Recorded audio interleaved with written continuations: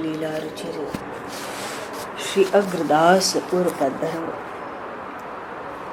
बोलिए श्री भक्तमाल जी की जय। सब संतन की जय, सब भक्तन की जय, समस्त वैष्णवन की जय, समस्त पूर्वाचार्य चरणन की जय, समस्त संप्रदाचार्य की जय, श्री सद्गुरुदेव भगवान की जय, पंडरीनाथ भगवान की जय, भागवत भगवान की जय, नाम महाराज की जय, श्री रामचरितमानस जी महाराज की जय।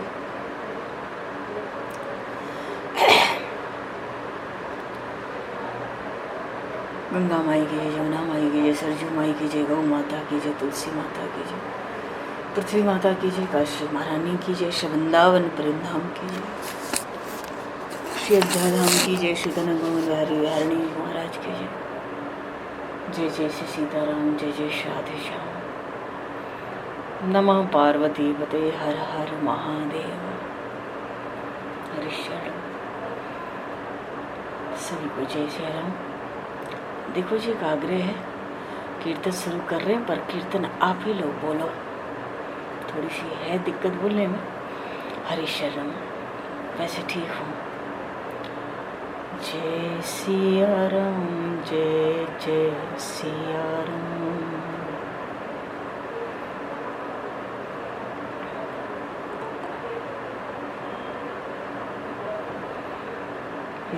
जय सिया राम, जय बोलो बोलो। जय सिया राम, जय जय जय जय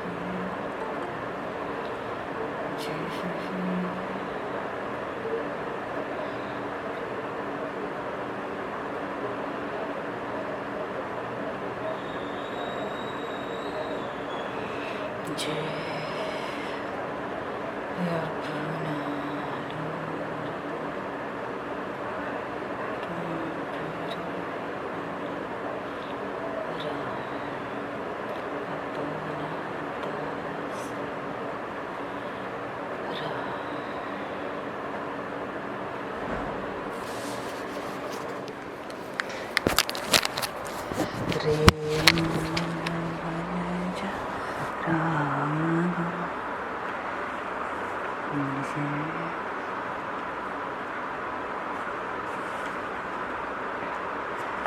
जय सिया राम।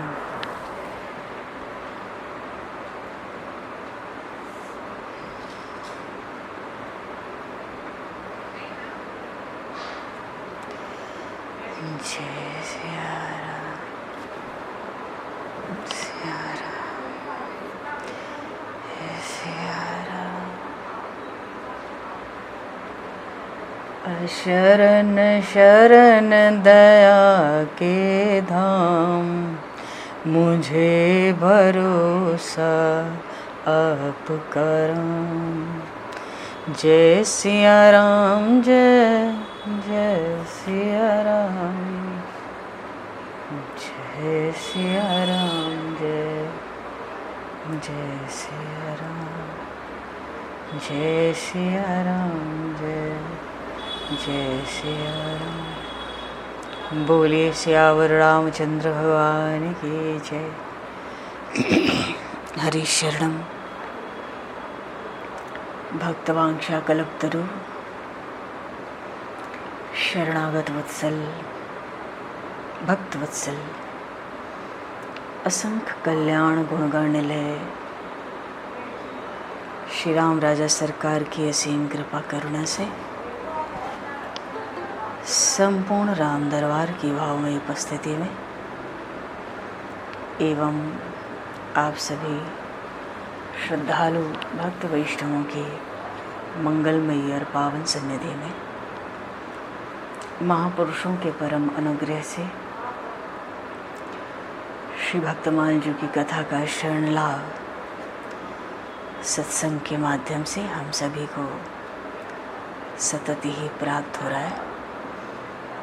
सर्वप्रथम आप सभी भक्तजनों के श्री चरणों में भगवत भाव से सादर वंदन, सादर नमन। आप सभी को यथायोग्य जय सिया राम, जय श्री गुरु महाराज जी की जय। जय श्री राधे।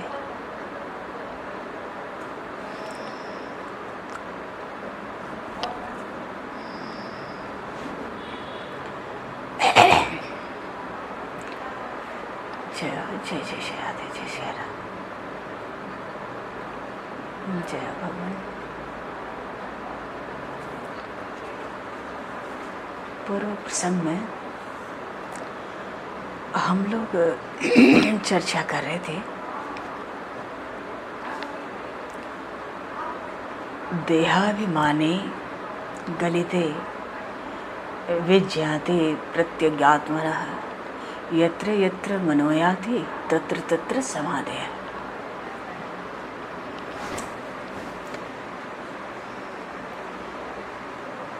जब हम हर जगह हमारी दृष्टि में जब दिव्यता आती है तो हर जगह उस भगवान के, अपने इष्ट के, परमात्मा के ही दर्शन होते हैं।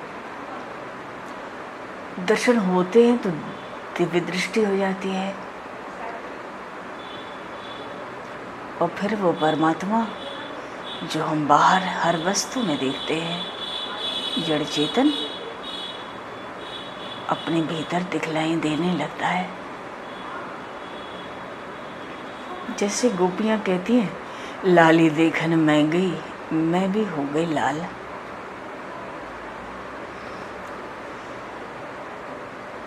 पहले तो बालकृष्ण के दर्शन जा जा कर करती हैं, फिर एक ऐसा समय आता है प्रेम का ज्वार, जहाँ जहाँ इन गोपियों की दृष्टि पड़ती है वहाँ वहाँ नंद नंदन श्याम सुंदर। जित देखो तित श्याममयी है, जहाँ देखो सब श्याम ही श्याम है। कारण क्या है? ये ब्रज की बालाएं, ये गोपांगनाएं उन बाल श्री कृष्ण में मगन हैं। ऐसी मगन है कि देह की सुध नहीं है, देह का ज्ञान शून्य हो जाता है। ऐसी स्थिति में भीतर का परमात्मा दिखेगा। अगर कभी क्षण भर के लिए देह ज्ञान शून्य हो जाए तो भीतर परमात्मा दिख जाता है, और नहीं तो याद रहता हूँ, याद तो रहता है मैं ये हूँ, मैं वो हूँ, फलाना ढिकाना। अगर शरीर का ज्ञान भूलना है, भीतर परमात्मा का दर्शन करना है, तो देखो भीतर दर्शन असाधारण है, बाहर का दर्शन साधारण है। भीतर करना है तो परमात्मा की भक्ति, भक्ति करते हुए देह ज्ञान नहीं रहता।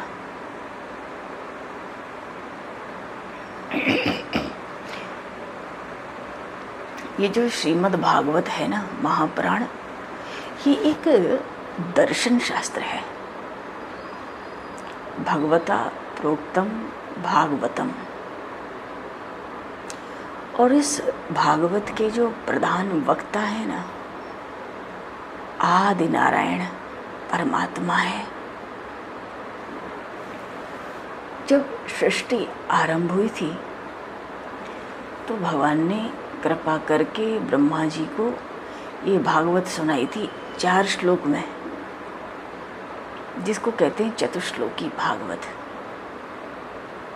अहमे वासमे वाग्रे नान्यद सत सत सतपरम पश्चादहम यदि तच्चयो शिष्येत सोष्म्यहम् ऋतीर्थम यत् प्रतीयेत न प्रतीयेत चात्मनि तद विद्यादात्मनो मायाम यथा भासो यथा तमः यथा महान्ति भूतानि भूतेषु चावचेष्वनु प्रविष्टान्य प्रविष्टानि तथा तेषु न तेष्वहम् एतावदेव जिज्ञास्यं तत्त्वजिज्ञासुनात्मनः अन्वय व्यतिरेकाभ्याम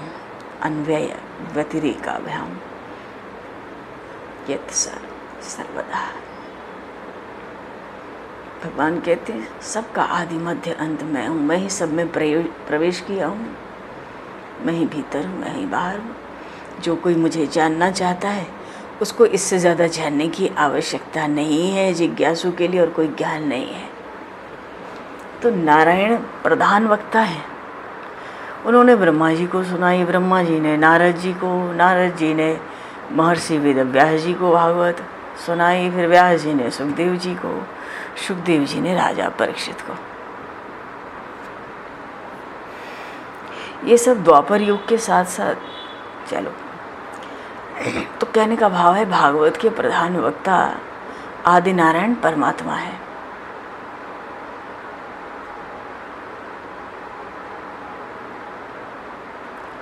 असल में भगवान को दया आ गई थी हमारे ऊपर, जीव पर,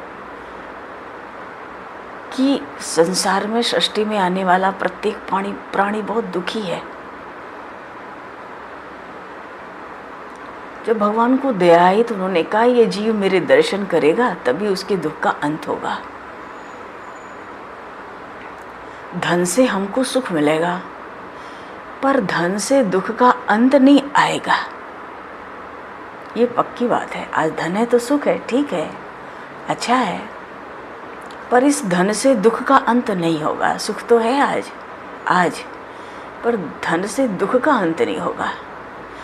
जिसके पास धन है वो भले सुख भोग ले पर उसे दुख तो भोगना ही पड़ेगा। अच्छा, भगवान से जो अतिशय प्रेम करता है ना, जो परमात्मा के दर्शन करता है ना, उसके दुख का अंत हो जाता है।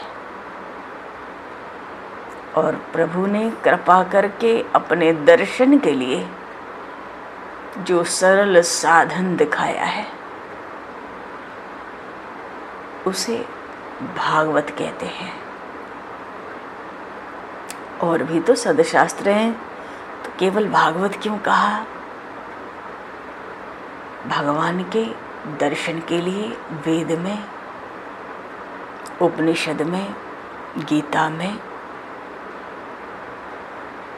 जो अनेक साधन दिखलाए गए हैं वो सभी अच्छे हैं,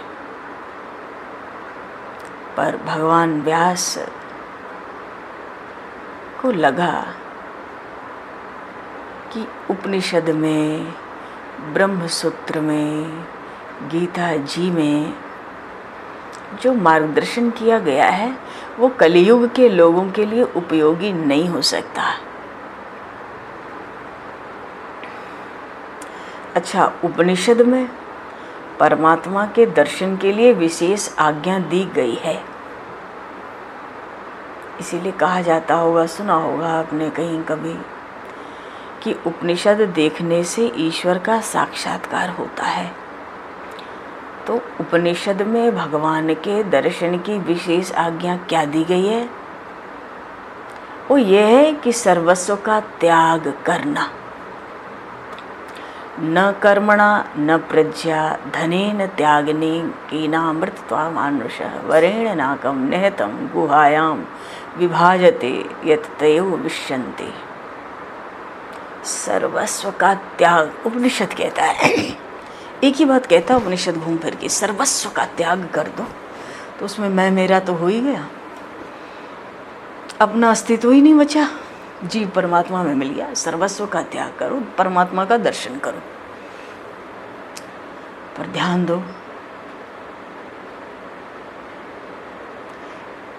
कर्म से मुक्ति नहीं, कर्म से मुक्ति नहीं मिल सकती। अगर हमारे पास पुत्र है ना, पुत्र से भी मुक्ति नहीं मिल सकती। यदि हमारे पास धन है तो धन से भी मुक्ति नहीं मिलती है। अमृत की प्राप्ति तो त्याग से होती है। क्योंकि इस विषय में उपनिषद बहुत सुंदर बात कहता है। कूड़े से कभी इत्र की सुगंध नहीं आ सकती। अगर प्रवृत्ति है, चाहे कर्म में, पुत्र में, धन में, किसी चीज़ में, अगर हमारा झुकाव संसार की ओर है, मन उधर जाता है, तो राग द्वेष रहेगा, विषय वासना और ममता भी रहेगी। उसके कारण समता नहीं होगी। अरे मालूम था ना ये सज्जन है, दुर्जन है, बालक है, बूढ़ा है। प्रवृत्ति जब आंख बाहर खुलेगी तो विषमता रहेगी, अलग अलग चीजें नाम रूप दिखेगा। और जहाँ विषमता है, समता नहीं है, वहाँ ममता आती है। यही कारण है कि जब हम प्रवृत्ति में फंसते हैं ना, परिवार में, संसार में, शरीर में, जीव को परमात्मा का दर्शन नहीं होता। उपनिषद कहता है परमात्मा के लिए सब छोड़ दो, सब त्याग दो। त्याग की बात तो सरल है, मन से त्याग बड़ा कठिन है। सच्चा त्याग कबीर का दिल से दिया उतार।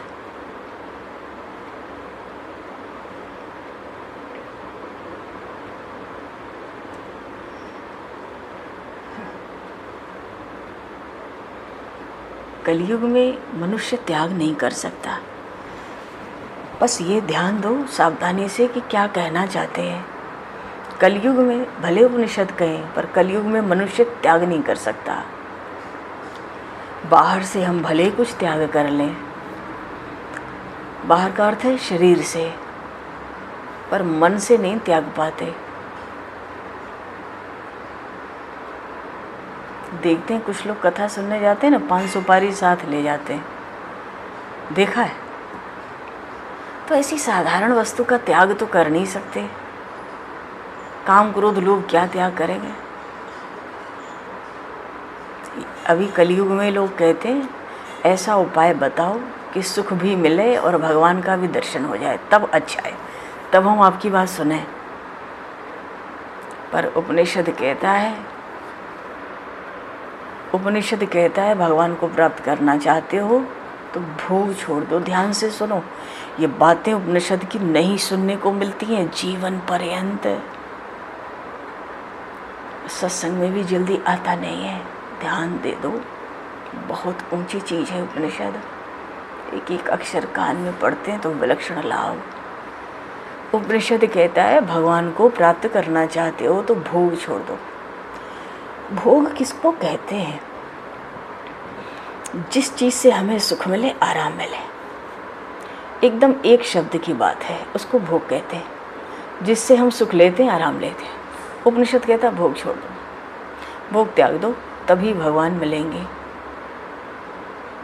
अच्छा, कलयुग में हम लोग सब इकट्ठा कर सकते हैं, छोड़ नहीं सकते। छोड़ने की तो बात मत करो। अच्छा चलो, उपनिषद का जो ज्ञान है ना, वो अत्यंत दिव्य है।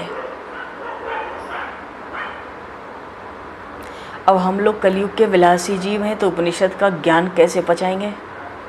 हाँ, प्रबल वैराग्य हो जाए तो ज्ञान सफल हो जाए। ज्ञान हम सबके पास है कि क्या करना है क्या नहीं, पर वो एक सा बना क्यों नहीं रहता? क्योंकि प्रबल वैराग्य, दृढ़ वैराग्य नहीं है। व्यास जी महाराज को लगा, महर्षि वेदव्यास जी को, कि कलयुग में तो धन की प्रधानता होगी, भोग, विषय भोग की प्रधानता होगी, ये सब उपदेश का असर पड़ना नहीं है। एक बात मजे की है, घर में शांति हमको मिलती नहीं, घर हम छोड़ सकते नहीं। इसी को ईश्वर की माया कहते हैं जी। न घर में शांति मिलेगी, न घर छोड़ पाएंगे। तो बहुत सोच विचार कर इन सब बातों को व्यास जी ने भागवत शास्त्र लिखा, श्रीमद् भागवत महापुराण। प्रकाशितः कोपि नवीनः मार्गः, दिव्य मार्गदर्शन है भागवत में। भगवान के लिए घर छोड़ना ना पड़े। मीराबाई जी को घर में भगवान के दर्शन हुए थे। घर में रहना कैसे है? घर परमात्मा का है। मन में ये मानना है सब कुछ भगवान का है। पहले मानेंगे सब कुछ भगवान का है और फिर सब कुछ भगवान है। हमें घर का मालिक नहीं बन के रहना है। ये घर मेरा नहीं है, क्योंकि जो घर का स्वामी मालिक बन के रहता है ना, वो पाप करता है। घर में रहना गलत नहीं है, हाँ मालिक बनकर रहना गलत है। भाव ये रहे कि प्रभु ने कृपा करके सब दे दिया है। अरे घर के मालिक, धन के मालिक हम क्या होंगे? हम अपने तन के मालिक भी नहीं है। न चाहते हुए भी शरीर पूरा हो जाता है, न चाहते हुए भी रोग कष्ट आ जाते हैं। हम तो अपने तन के मालिक भी नहीं, घर के क्या मालिक होंगे? अच्छा, कोई कोई घर में भिखारी आता है ना, कई लोग भिखारी को बाहर बैठने भी नहीं देते। बाहर बैठता है तो कहते हैं ये मेरा आंगन है, उठो। अरे अंतिम यात्रा में क्या इसको साथ ले जा पाओगे? कहने का भाव है हमें अपनी वाणी का विवेक रखना चाहिए कि हमारी वाणी क्या बोल रही है। तो विवेक कैसे जगेगा? जो कोई कथा सुने, सत्संग करे, तो उसका विवेक जागृत होगा ही। ये घर भगवान का है, मेरा कुछ भी नहीं है। घर में मैं सेवक बनकर रहूँगा, जो कुछ भी है सब प्रभु का, उनका दिया हुआ। ये विवेक का उपभोग है। हम अपने प्रत्येक व्यवहार को भक्ति में धीरे धीरे बनावें, क्योंकि हमारा जो सच्चा घर है ना, वो है जब शरीर पूरा होके मर के हम जहाँ जाएंगे ना, वो हमारा सच्चा घर है। घर को तो प्रभु का मंदिर बना के रखना है। तो इसका अर्थ क्या है कि शरीर को सुख न दिया जाए? नहीं, देना है। शरीर को सुख देना है। कैसे? अपने विवेक बुद्धि से थोड़ा सा सुख देना है। बहुत गहरी बात है, ध्यान दो। बोलने में थोड़ी दिक्कत है, 40% ही आवाज़ एक तरफ से आ रही है, 35-40%, इसलिए मुझे भी थोड़ा अजीब लग रहा है। ठीक है, थोड़ी देर। तो शरीर को सुख देना है विवेक से। इसका अर्थ होता है ज़्यादा सुख नहीं देना है, क्योंकि अगर हम शरीर को ज़्यादा सुख देंगे ना, तो हमारा तन और मन दोनों बिगड़ जाएगा। तो कितना दें, कैसे पता चले कि हम कितना सुख शरीर को दे सकते हैं? शास्त्र सम्मत वेद उपनिषद इस विषय में क्या कहते हैं?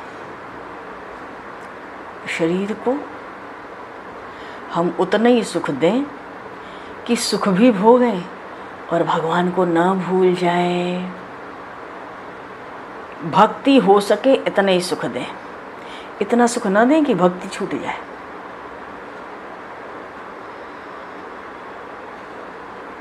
भक्ति में जब मन लगता है ना भगवान में, भीड़ भाड़ में आदमी जा नहीं सकता, रह नहीं सकता। आफत लगती है, कोई बुला भी दे, खड़े होने को कह दे तो। अच्छा, एक बात है, अगर घर के मालिक बनेंगे ना, सब कुछ भगवान का नहीं मानेंगे ना, एक दिन हिसाब देना पड़ेगा। किसको? भगवान लेते हैं हिसाब। तो जिस दिन भगवान हिसाब लेते हैं ना, उस पवित्र दिवस को मरण कहते हैं।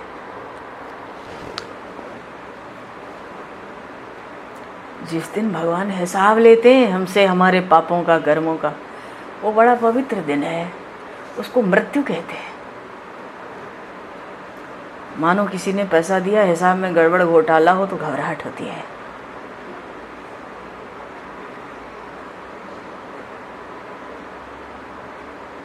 एक साधारण सा इनकम टैक्स का अफसर आ जाए तो हिसाब देने में मनुष्य को घबराहट होती है।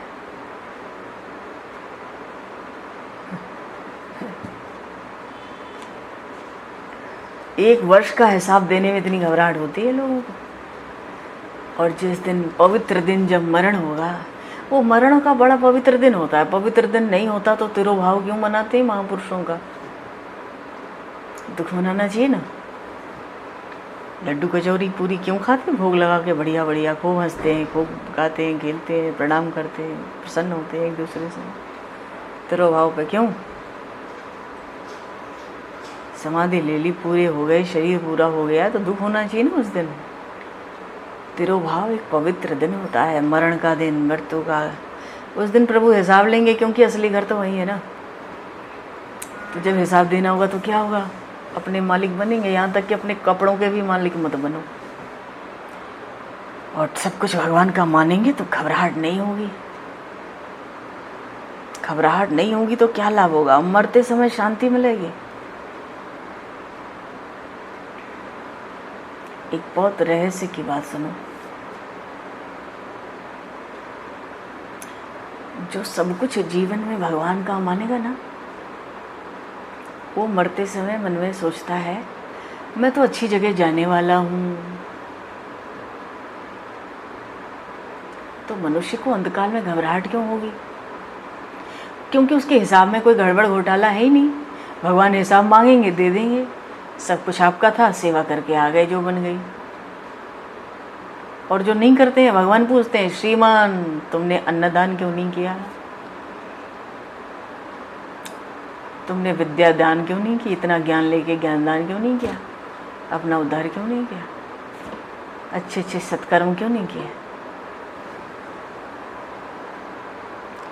एक बात जानो, हम विवेक के साथ व्यवहार करें अपना, इसलिए भगवान ने विवेक से व्यवहार करने के लिए और भक्ति करने के लिए भगवान ने इंद्रियां दी है। पर अंतकाल में जीव को घबराहट होती है। कारण क्या है? उसको अपना सब पाप दिखता है। बहुत ध्यान से सुन लो।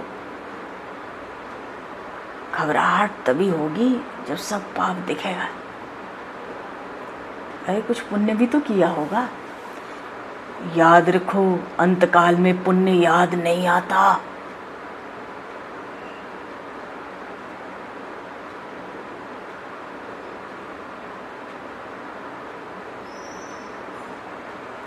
कभी किसी को पुण्य याद आ जाए कि मैं द्वारिका गया था, मैंने द्वारिका नाथ के दर्शन किए थे, मैंने भगवान के चरणों में तुलसी अर्पित की थी,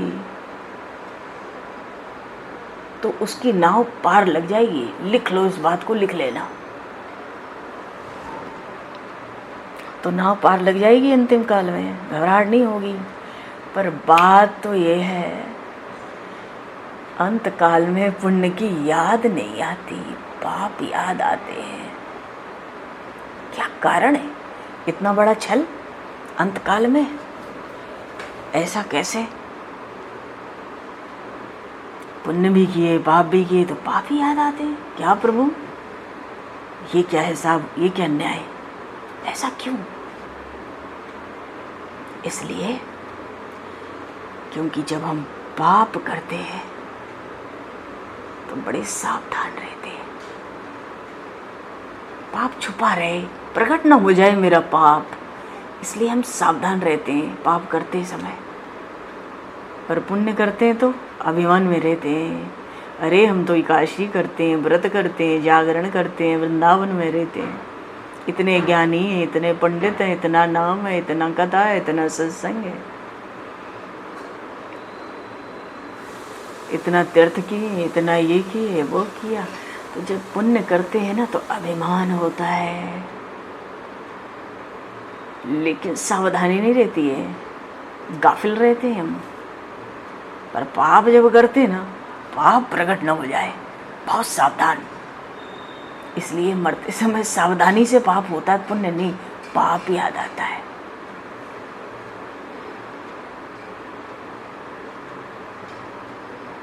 पाप के याद आने से जीव घबराता है, सोचता है अब मुझे मार पड़ेगी, सजा मिलेगी।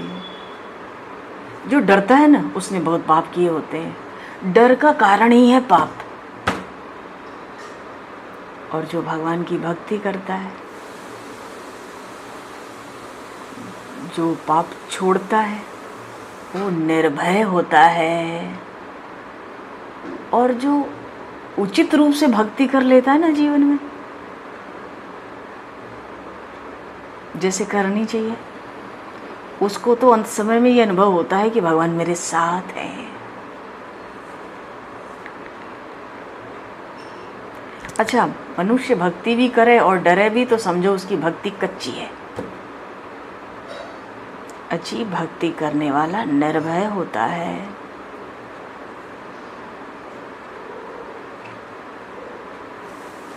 भक्ति करने वाला निर्भय होता है।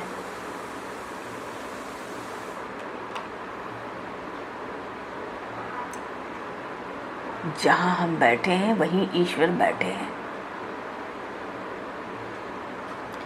क्यों? ईश्वर जीव को एक क्षण भी नहीं छोड़ता, पर क्या करें? जीव तो बाहर देख रहा है ना, बहिर्मुख है। अगर भीतर जरा सी भी दृष्टि हम डाल लें तो ईश्वर दिखने लगेगा। पर क्या करें, ब्रह्मा ने तो इंद्रियों को बहिर्मुख ही बनाया है, ये बाहर ही घूमती है। यही कारण है भीतर के भगवान को ये इंद्रियां नहीं देख पाती, आंख बाहर देखती है, कान बाहर सुनते हैं, वाणी बाहर निकल के जाती है। पृथ्वी में भगवान नहीं होते तो पृथ्वी से सुगंध नहीं आती। भक्त सुबह उठता है ना, तो पहले धरती माता का वंदन करता है, तब पांव रखता है। क्योंकि भक्त वैष्णव मानते हैं ये धरती पत्थर नहीं है, ये माटी नहीं है, ये जमीन नहीं है, ये तो प्रभु की दिव्य शक्ति है। समुद्र वसने देवी पर्वत स्तन मंडले, विष्णु पत्नी नमस्तभ्यम पाद स्पर्श क्षमस्व में। हे धरती माता, मेरे पाद स्पर्श को, चरण के स्पर्श को क्षमा करो। मैं सुबह सुबह अब आपके ऊपर अपने चरण का स्पर्श करा रहा हूँ। प्रणाम करता है भक्त। क्यों? धरती माता सभी का धारण पोषण करती है, वो हमारी माता है, इसलिए पैर रखने के पहले वंदना करनी चाहिए। देखो, हमारे नाक में एक सूर्य नाड़ी है, एक चंद्र नाड़ी है। सुबह के समय अगर दाहिनी तरफ से सांस चलती है ना, तो धरती माता पर जब वंदन करते हैं, पैर रखते हैं, तो पहले बायां पैर रखना चाहिए। और सुबह अगर बाईं तरफ से सांस चल रही है तो धरती की वंदना करके दाहिना पैर पहले रखना चाहिए। अगर दोनों बराबर चल रही है ना, तो दोनों पैर एक साथ रखना चाहिए।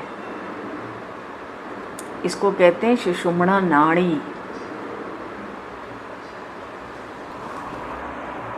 चलो, ज़्यादा होने से थोड़ी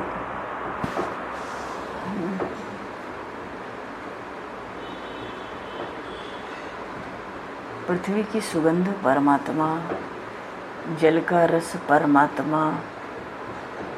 मेहंदी में आँख को लालिमा नहीं दिखती ना, पर मेहंदी के कण कण में लालिमा है। उसी तरह जगत के अणु अणु में परमात्मा विराजमान है। इसलिए हम सभी भगवान के दर्शन, कण कण में भगवान के दर्शन की आदत डालें। ऐसे एक दिन हमको अपने भीतर विराजमान परमात्मा के दर्शन होंगे। हमारे भीतर भगवान है, हमारा आनंद हमारे भीतर है, आनंद में परमात्मा भीतर है।